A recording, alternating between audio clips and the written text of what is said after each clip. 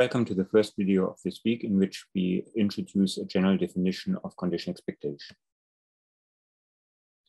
We start with a revision of the known concepts of condition probability and condition expectation. So for that, let omega fp be a probability space. So we have a sample space, a sigma algebra being the events of interest, and a probability measure that assigns a probability to each event. Then we assume that B is an event of positive probability. So positive probability here means that the event is indeed possible. And let X be a random variable. Then the condition probability for any events A and B is defined as the probability of the joint event A intersected B divided by the probability of the conditional event B. And the condition expectation of the random variable X given B can be defined as the expectation of X times the indicator function B, which takes the value 1 if the outcome in the sample space lies in the set B and is 0 elsewhere. So this here corresponds to taking an intersection. So outside the event B, this product is 0. And then we have to divide this expectation by the probability of B, as here in this case. If you have a discrete random variable that takes values in a countable set S, then this condition expectation of X given B can be written as the sum over all possible values that the random variable can take of the random variables or of the values X times the probability that X attains them given that condition on the event B. So this is a condition probability in the same way defined as here. So in particular, we can write it as the probability of the event X equals X intersected with the event B. And then, of course, we have to divide by the probability of B, as that does not depend on X. We can pull it outside this sum. And then this probability here, or this expectation here, is really the expectation of the random variable X while being set to 0 on all outcomes that are not possible once B has occurred. We look at an example. We at a binomial two-period model. So that is a model, a very simple model that we can use to model stock prices, for instance, in finance. So let ST for times 0, 1, 2 be the price process of an asset A. We assume that we have an initial price at time 0 being S0. And in each period afterwards, the price can increase by a factor U with probability P or factor D with probability Q equals 1 minus P. So the process either goes up by a factor U or down or up, but not as much up by a factor D. Usually this can be represented by a very simple graph. So we have at time 0, value as 0, then with probability P, the price goes up to S0U, or it goes down with probability 1 minus P equals Q by S0D. And then in the next step,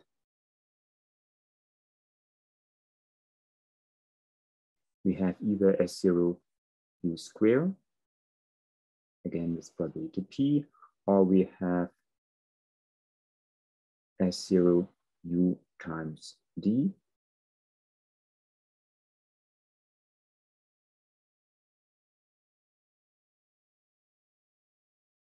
or S0 D square, as the price twice goes down.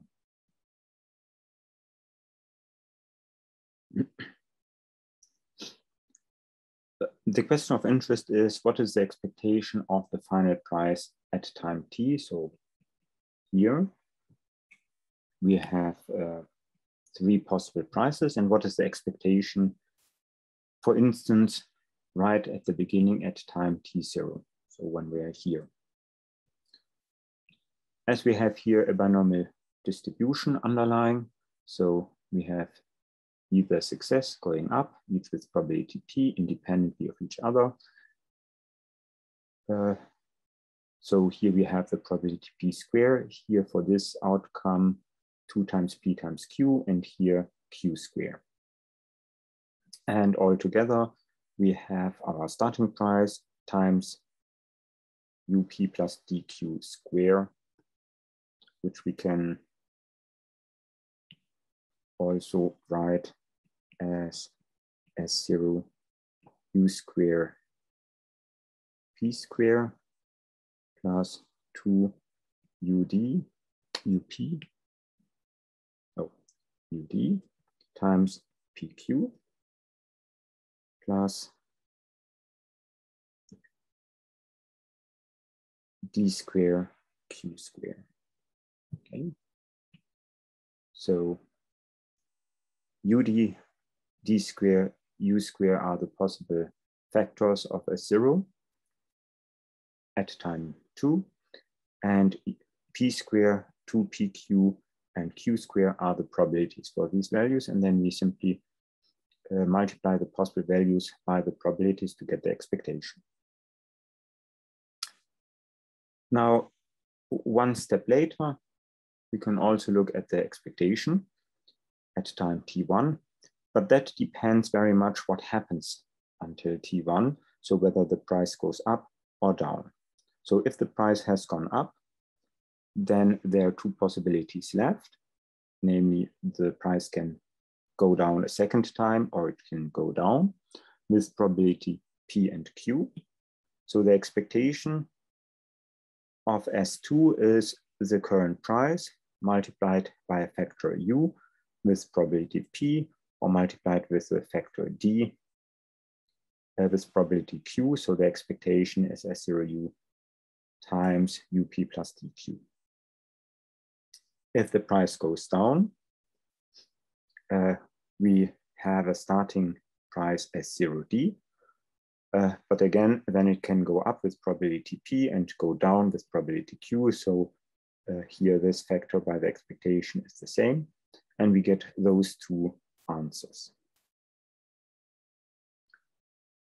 Now at time t0, we already can say, if the price will go up, we will have this expectation. If the price will go down, we will have this expectation, but we are at time t0 uncertain about which expectation we need to use. So the conditional expectation at time t1 viewed from time 0 is the random variable, as we are uncertain about the outcome, and it will take this value here with probability p, namely if the underlying price goes up, and it will take this value with probability q, namely if the underlying price goes down.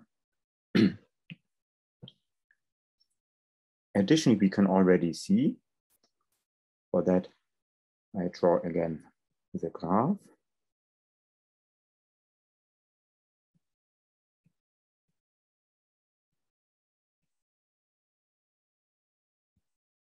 So we have here S0d,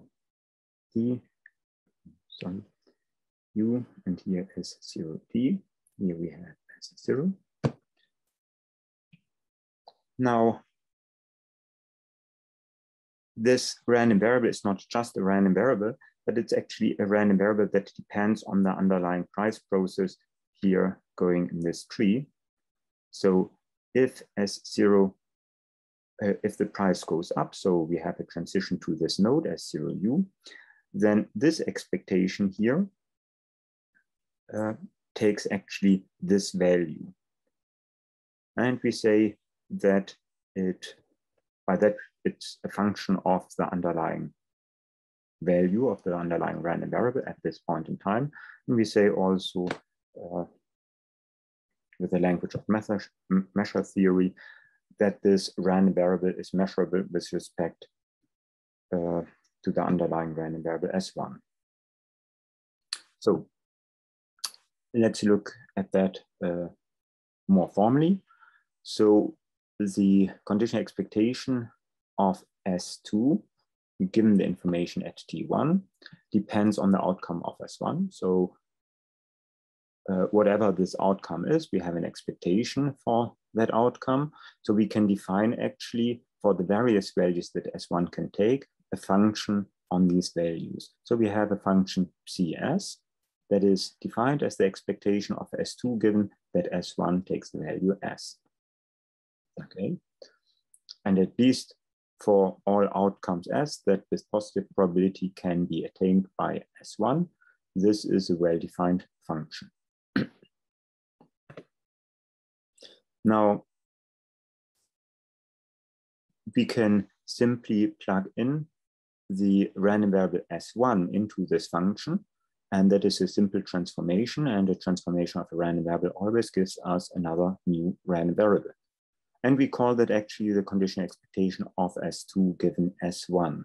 So the big difference is we don't condition here on a particular realization of S1, but simply on the random variable S1. So in that case, if you write it that way, we view this conditional expectation as a random variable, namely the random variable obtained by evaluating this function here at the value of S1 or at the random variable S1. Okay. So this is a random variable. So it is truly a function from the sample space into the real numbers. And we can simply say, okay, either omega, it actually takes the value we get by evaluating this function psi at the corresponding realization of S1. So that is a random variable, and as a random variable, we can then also look at its probability properties, so at expectation variance, etc., provided they exist. Now, the first that we of course observe, that is straightforward from the definition. This function here, this random variable, is a function of the underlying random variable. Okay, so, and actually of nothing else. Everything else here is constant. So here in this particular example, our function is simply S1 UP plus DP. In general, of course, we have some function of S1. It only depends, the only randomness comes from S1. So once we know S1, we also know this conditional probability, this conditional expectation. Secondly, that's also straightforward.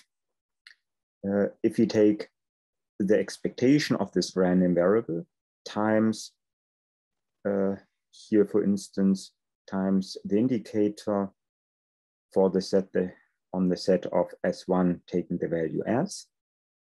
So this sets this random variable to 0 whenever S1 is not equal to S, and otherwise leave it unchanged.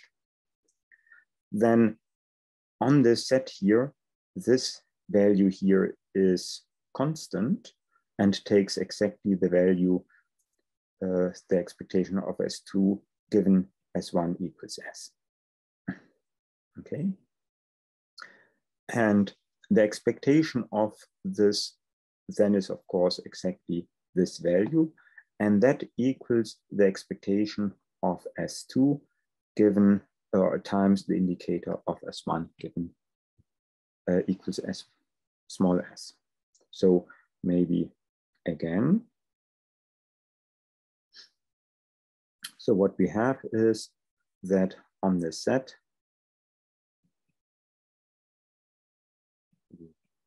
look at this random variable here. we multiply it by the indicator. Then on this set, we have here exactly our real value, the condition expectation, given that S1 takes the value small s, times the indicator function. Now, this here is a real value, so by linearity of the expectation, we can pull it out.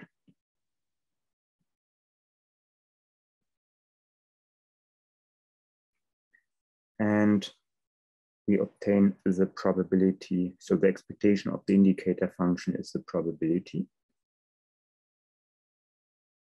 of the event. And then by what we said earlier, the condition expectation here can be written as the expectation of S2 times the indicator for the conditional event divided by the probability. So let's write that out.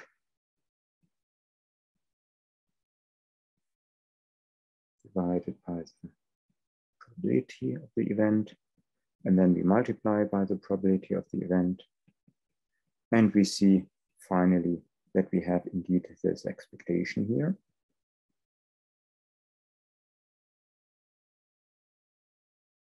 So what is the meaning of this equation? Our random variable that we have defined as a condition expectation of S2 given S1 has certain averaging properties, namely that on sets that can be expressed in terms of the conditional random variable S1, the average of this random variable equals the average of the original random variable on that set. Okay. It is very important that we only require this equality of this averaging property on sets that can be expressed on S1. So not finer levels that gives a certain coarseness on which we look at the random variable S1, S2. And this coarseness is defined by the information that we have by observing S1. In particular, we also have the general property that the total mean of this random variable equals the mean of the underlying random variable S2. Okay. This is from what we have here as our random variable can only take two values. Okay. This then not surprising, we can simply calculate that out. Similarly, along these lines, to see that we have this averaging property in total. And this will be called the law of total expectation.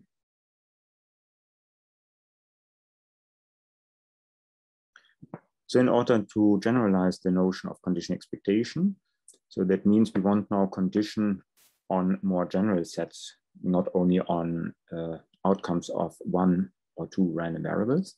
Namely, by looking at stochastic processes, we are interested actually in conditioning on the information provided by the path of a stochastic process up to some point in time. And that, of course, involves a lot of random variables, namely infinitely many, even in the time continuous case, uncountably many random variables. So in general, we need more general way to define condition expectations. And the proper way to do that is by measure theory and using sigma algebras. So again, suppose we have a probability space, so sample space omega, set of events F, that is a sigma algebra, and a probability measure P. Then we can say that the sigma algebra F is a collection of events of interest, for which we can assign probabilities by the probability measure. And once we have an outcome omega, then we can classify all events in that sigma algebra as either that the event has occurred or has not occurred. Because we can simply see whether omega is in the particular event, which is a subset of the sample space. So omega being in that set means that the event has occurred, and omega being not in the set means that the event has not occurred. If we have the outcome omega, this means that we have complete information. All events can be classified, and at least within our model, there's no more information that we can gain. Of course, usually this is not the case. We only have partial information because we are always uncertain about the future, and a proper model should of course also include all the future. So partial information about the outcome omega can be described as a sub-sigma algebra of our class of events F. Why that? Firstly, so there are certain properties of a sigma algebra that we should show for the partial information. So we, for instance, know that a sigma algebra always contains the sample space.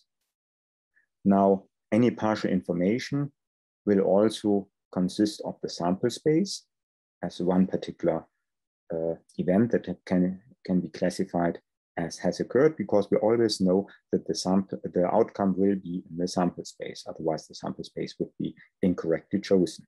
So our outcome is in the sample space. Omega is in our sigma algebra.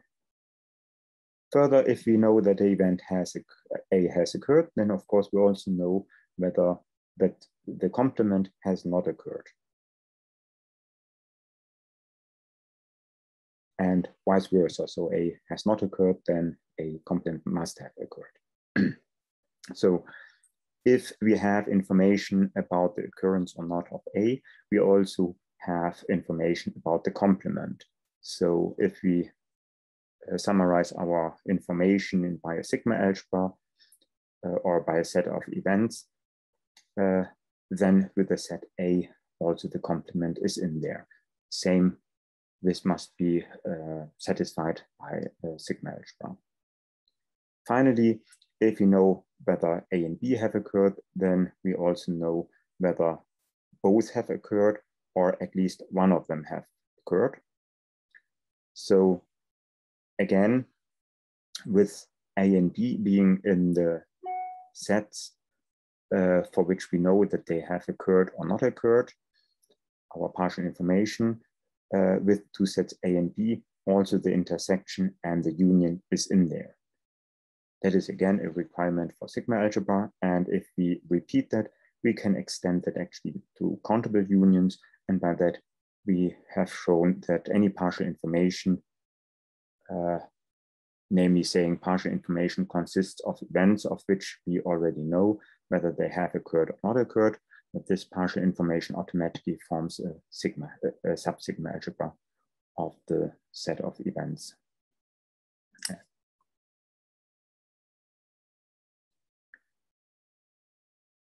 If you have a random variable, y, so a random variable is a real-valued function on omega with certain measure theoretical properties, namely measurability. And secondly, we have a sub-sigma algebra of the underlying sigma algebra F. Then our random variable y is G measurable.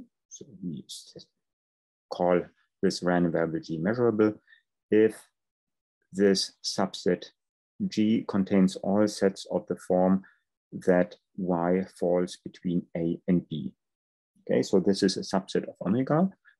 It consists of all outcomes in the sample space for which our random variable takes a value between A and B, including B. Okay.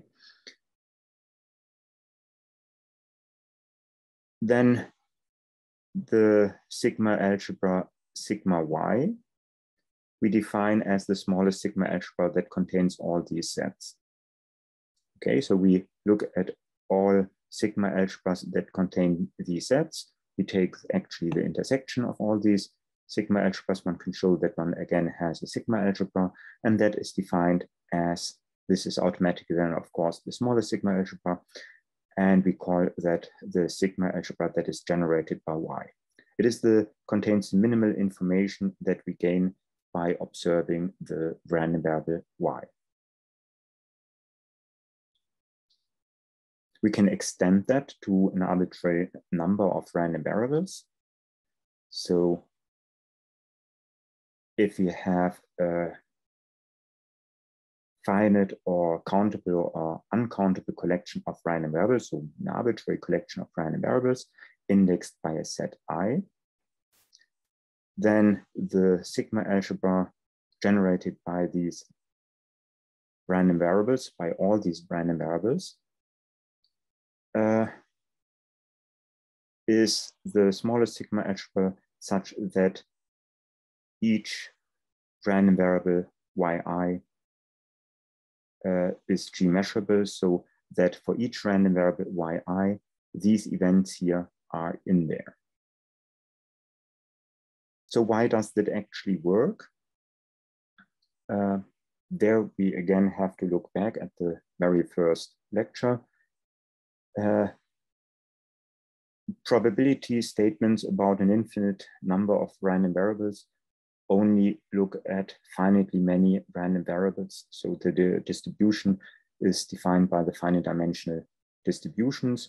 The sigma algebra here exactly looks at such things, because having a sigma algebra, we can take an arbitrary number of random variables. So say n random variables, look at these sets, and then the intersection of these sets, so the joint event is automatically in the sigma algebra because it's a sigma algebra, and intersections of finitely or countably many events are also in the sigma algebra. So requiring that each yi is G measurable with respect to, so here I should actually say is sigma yi measurable with respect to the sigma algebra, of course, here. So each random variable must be measurable, then any countable or any finite number of random variables are also together measurable with respect to the sigma algebra, and that is sufficient for the purpose of probability theory. Now, having said that, we can now do our general definition. And our general definition, I go back a few slides, actually centers about these properties that we have shown in the very simple case of our binomial, two-step binomial model. So firstly, we have seen our condition expectation depends only on the random variable on which we condition.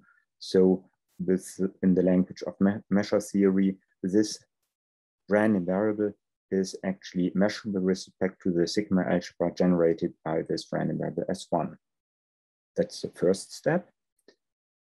So knowing the information, we also know the value of this random variable. Secondly, the averaging properties are that are given here must be also maintained by any general definition of condition expectation. And that is exactly what we do. So we have a probability space, a sub-sigma algebra that is our partial information on which we want to condition, and we have a random variable x. We assume that the mean of x exists, otherwise it would not make sense to speak of condition expectations. And with that, there's actually the statement that there exists a random variable z that firstly is measurable with respect to the sub-sigma algebra, our partial information. And secondly, the mean of this random variable times an indicator function for an arbitrary set from this sigma algebra G equals the same expectation of the underlying random variable X times the indicator of G. So that means averaging our random variable on these sets in this sigma algebra is the same as averaging our random variable Z. This random variable, however, is to a certain extent much coarser. It doesn't rely on much less information as it is measurable with respect to the underlying the sub-sigma algebra G, while X in general is F measurable, so uses much more information, provides much more information.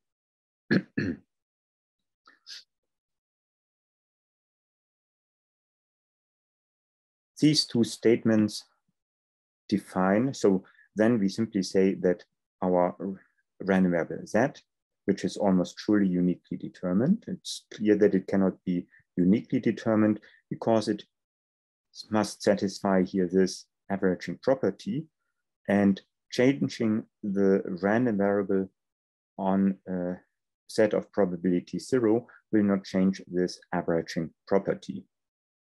Okay, and if our sub-sigma algebras here can usually consist of any null sets of probability p 0.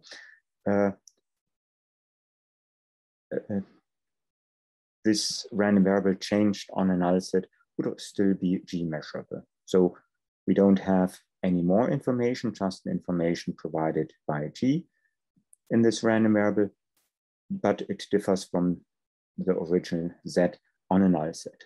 The averaging property is still satisfied, so we have another random variable that satisfies those two conditions. So we only have almost sure uniqueness. On a null set, Z can always differ. So rather than having a unique Z, we have versions, equivalent versions that differ on null sets. Nevertheless, we call Z the conditional expectation of X given G. We write it as expectation X given G. And strictly speaking, we should say that Z is a version of the conditional expectation, but we will not stress this measure theory, theoretic subtlety. We simply speak of the conditional expectation of X given G. For this conditional expectation, we have the usual properties that we also have for the ordinary expectation. So we have linearity, the conditional expectation of a linear combination of two random variables given the information in G equals alpha times the conditional expectation of X given G plus beta, the conditional expectation of Y given G. Then we have positivity. If we have a non-negative random variable, our conditional expectation should also be non-negative. Further, we have a so-called stability property. If Y is G measurable, so that means once we have the information in G, Y can be considered a constant, then our conditional expectation of X given of X times Y given G equals Y times the conditional expectation of X given G. So intuitively, this is clear that as Y can be considered as a constant, once we know the information in G, we can simply, by linearity, pull it out. But strictly speaking, we cannot argue exactly like this, but intuitively, the stability law is clear or is straightforward. And as I said, the proof would be a little bit more difficult. Next, the independence law. If X is independent of the information in G, so that means X as the random variable is independent of any event in G, then the condition expectation of X given G equals simply the expectation of X, the ordinary expectation of the random variable X. Here I actually added almost surely. Of course, all these statements actually, by what I said on the previous slide, as we don't have uniqueness, but only an almost sure uniqueness, of course only hold almost surely. Yeah, so for instance, here the non-negativity, we can of course on a null set always change our condition expectation to something negative. The averaging properties will not suffer from that. So everything here needs to be written with a statement with probability 1 or almost surely. But I will leave that off for simplicity. Yeah? Then next we have the law of total expectation in a general setting. So we have two sigma algebras. H is contained in G. So G provides more information than H. Then if you look at the conditional expectation of the conditional expectation of X given G, given H, so we take the conditional expectation of another conditional expectation, then this is the same as taking the conditional expectation of the original random variable X with respect to the coarser set H, so with respect to less information. So first taking an average with respect to this partial information and then the average with respect to the less information is the same as simply taking this average with respect to less information.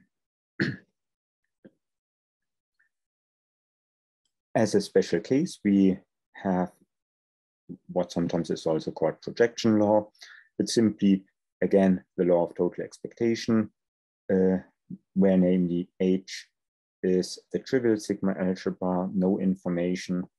Then we have simply the expectation of our conditional expectation equals the expectation of the underlying random variable. Finally, we have Jensen's inequality. So if we have any convex functions, then the expectation of this function of a random variable is larger or equal to the function of the expectation.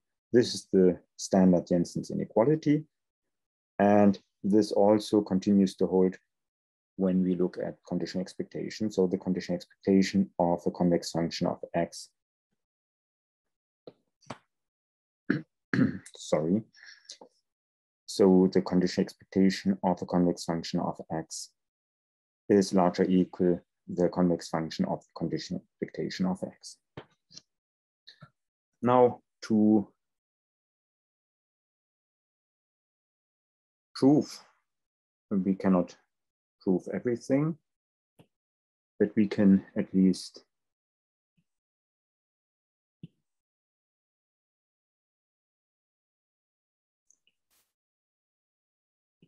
so I need an empty page. So I will only prove 2 for simplicity. So we can, in the tutorials or next week on Tuesday, we can prove other things. So here I only look at firstly positivity.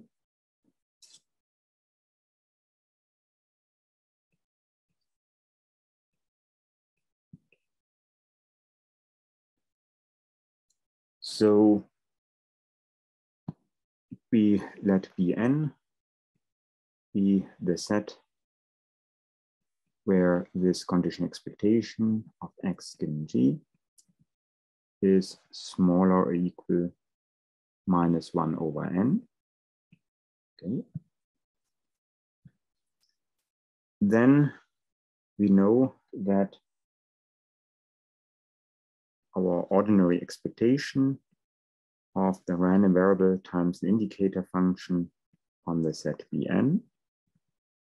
Firstly, of course, we see that as this here is a random variable that is G measurable, the set Bn is also G measurable, so it is contained in the sigma algebra G. By that, the averaging property must hold. So our expectation of the random variable x times this indicator function Bn must equal the expectation of the random variable x given G times the indicator function. Okay.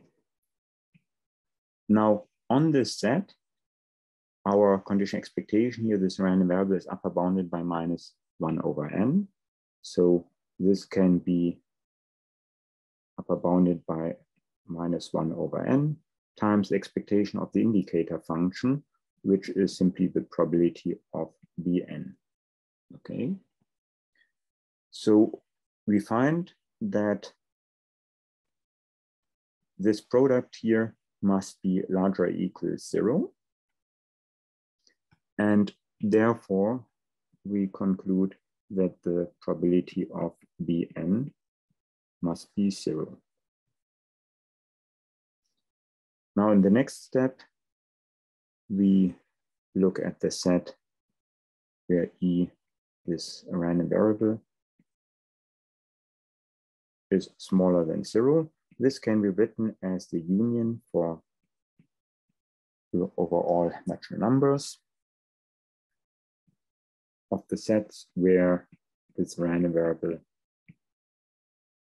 is smaller or equal to -1/n. In order for this random variable to be negative at some omega, because it's negative for some omega, at that omega it must take some value, negative value, and that negative value will be smaller or equal some -1/n for n large enough, and therefore is contained in this union.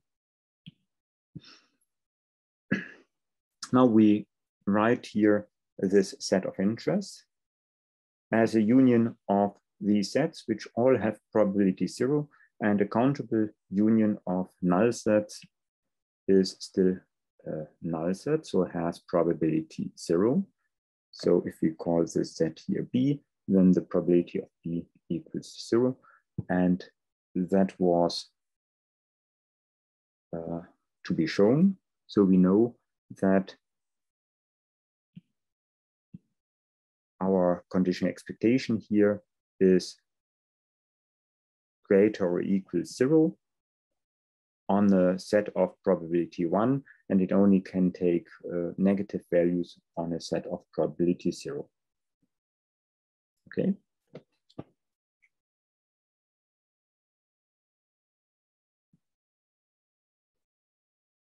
Next, we look at the linearity.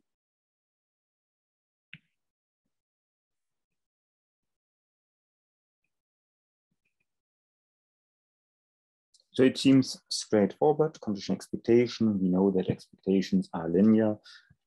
Why can't it simply hold also for the condition expectation? Why do we have to prove anything?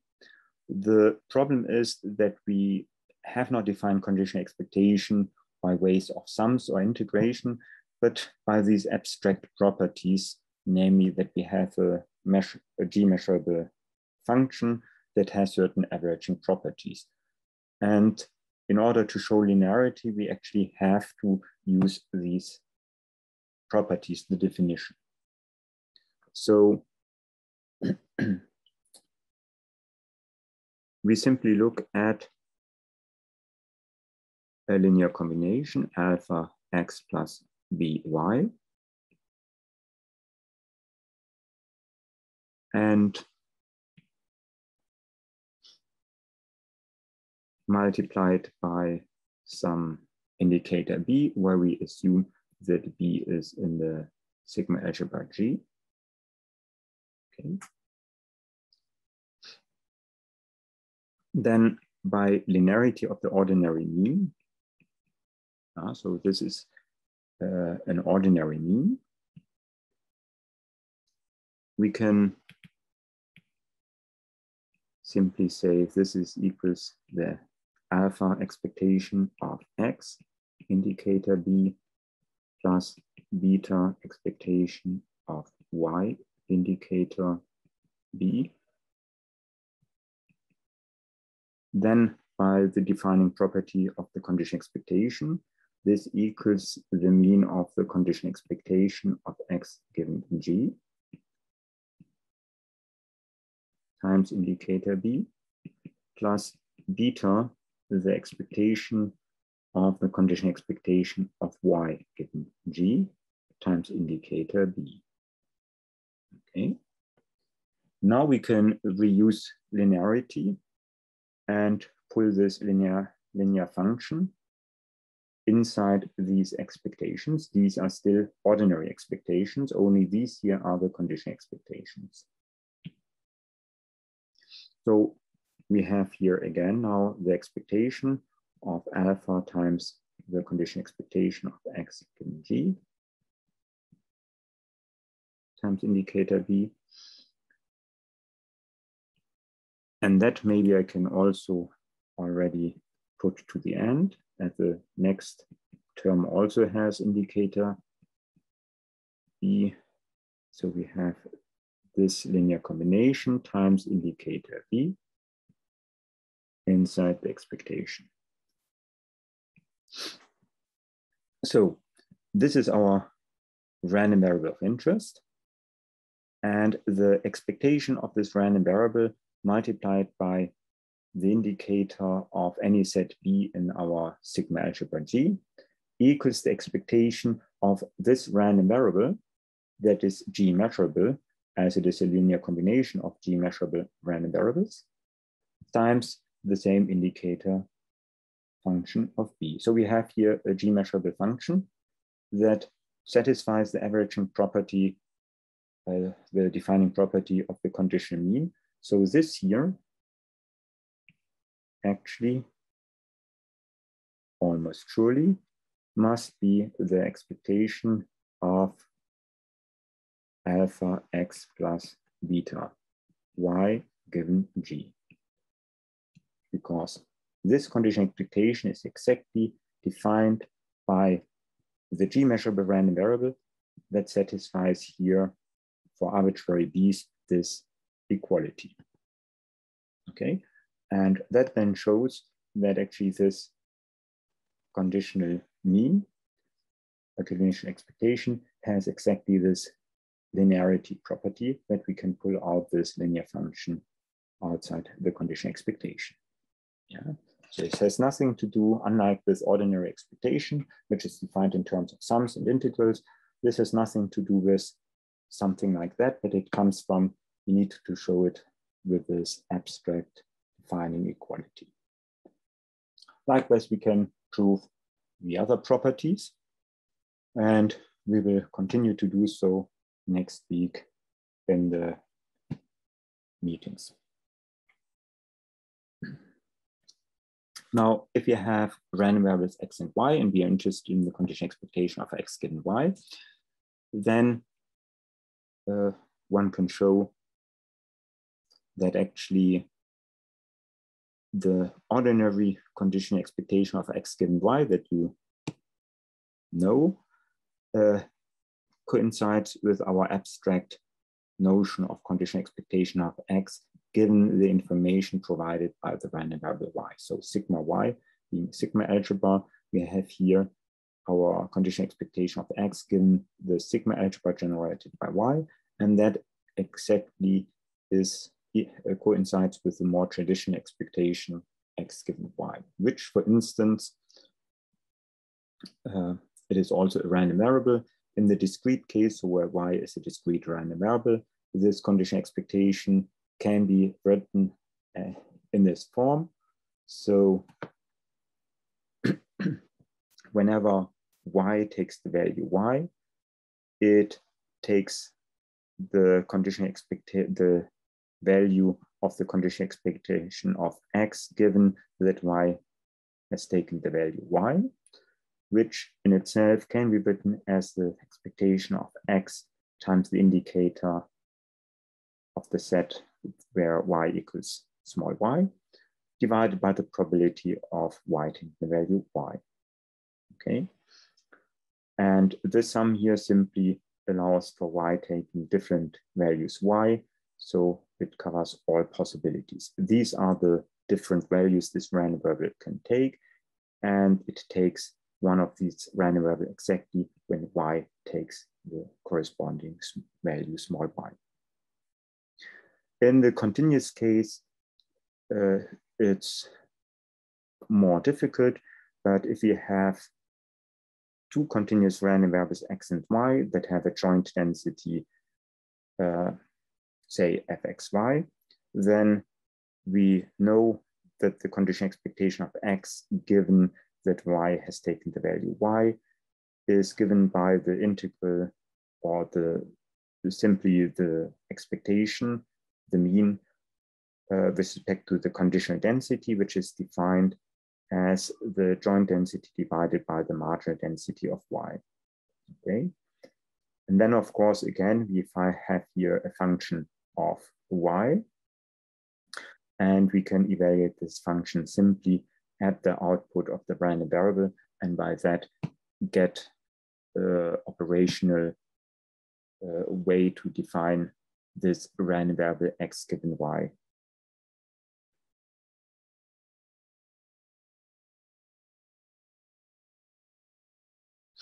Finally, I come to geometric interpretation of the conditional expectation, the so-called projection property. So again, suppose we have a probability space, we have a sub-sigma algebra consisting of the partial information that we're interested in.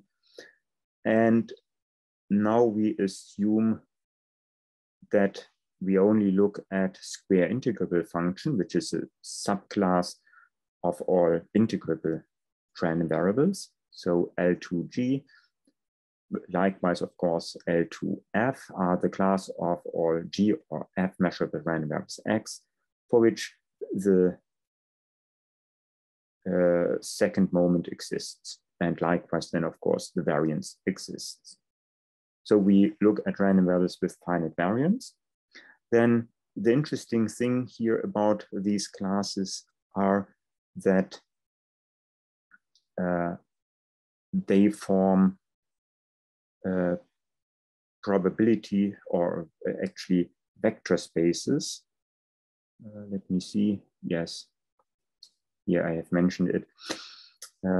That these L2 spaces here, or classes, form vector spaces with very nice properties. Namely, they have an inner product, so we can define orthogonality inside these spaces. So before that, we first can say that if we look at the expected square difference, so then the expected square difference from x is minimized inside the class of all L2 functions that are G measurable. So finite variance random variables that are known once we have the information provided by G. Within this class, this squared distance is minimized by the conditional expectation of x given G. So if, for instance, we think as a best predictor, we want to predict x, and our criterion for best prediction is the squared distance, as expected squared distance, then our best predictor in this mean square sense is actually the conditional expectation x given G. Okay, within this class of L2 G measurable random variables, we cannot do any better. Then from linear algebra, we know that if we have a vector space, so if our space of interest actually forms a vector space with an inner product, and has with an inner product, we can also define a mean square distance, which is namely the square root of the inner product of this distance with itself. So that is exactly what I have here. We look at x minus y squared. So it's here, this y is again x minus y. We take for x and y, x minus y, we get a square. So we have the inner product of x minus y with itself. Then we take the square root, and this has the property of an ordinary distance, measures how far x and y with respect to this mean square notion, how far they are apart. And then from linear algebra, we can actually find the following statements are equivalent. The first one is our minimizing property. So whenever we have random variable with this minimizing property, the following statement is also true, namely the condition expectation of x given g. It can be viewed as the orthogonal projection of x onto the subspace of all square integrable random variables that are g measurable. Okay, so that means if you look at the projection error, so the difference of x subtracted our prediction or our condition expectation, then this value here, this random variable, is orthogonal to all elements y inside this space L2G. So these are our random variables of interest, by which we say, for instance, want to predict the random variable x. Then if we look at the condition expectation, we already said here this property that it is closest closest to the true value. So it's inside the set of random variables with finite variance that are G measurable. So inside this set, which here is represented by a plane, it is inside this set the value that is closest, and such values that are closest to a set outside can be, if we have notions of inner product or notions of orthogonality, can be actually seen as an orthogonal projection. So that means if this is the vector, this x minus this arrow actually turns out to be orthogonal to this plane. And orthogonal means that this value times any member in this plane is, so the inner product of this arrow with any member in this plane is 0. Okay, so sometimes this orthogonal projection, this notion of orthogonal projection can be very interesting, and especially in time series theory, it is used, but probably we will not very much use it in this course, but for completeness, it's still of interest. Okay, so this completes our short section on condition expectation, and we will continue in the next lecture with martingales. Thank you.